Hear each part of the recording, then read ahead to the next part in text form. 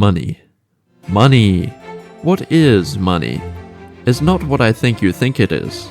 In space, there is no consistent measure of upness. Likewise, in the market, there is no consistent measure of value, and money is a tool for storing value. I can't say much about anywhere else, but if you're living in Australia, you're getting poorer. You might have hundreds of thousands of dollars in your bank account, but food prices are rising, or in other words, those dollars are becoming less valuable compared to food. In fact, those dollars, which moth and governments doth corrupt, are becoming less valuable compared to pretty much everything. There, that was a reorientation. Instead of thinking about how much food costs in terms of dollars, you are thinking about how much dollars cost in terms of food. When you sell something, you're not selling anything, you're buying money. And when you go to work every day, you're buying money with your services. A wise man once said, "Don't put all your eggs in one basket."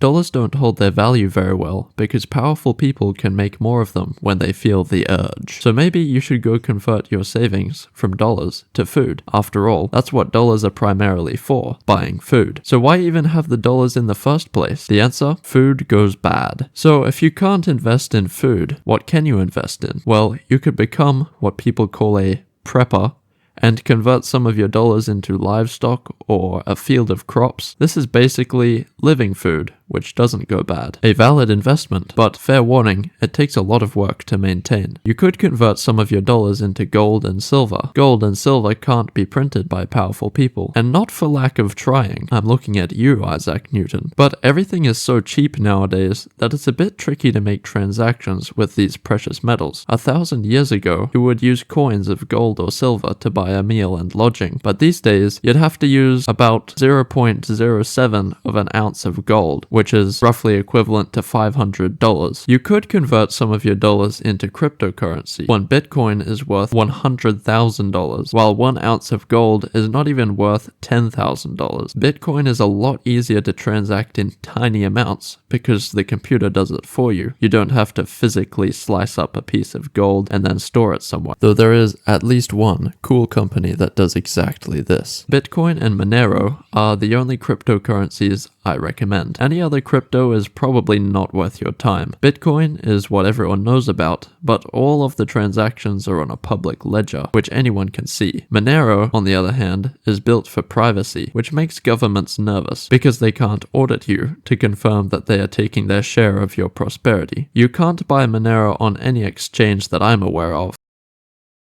Instead, you have to get Bitcoin, then convert it to Monero.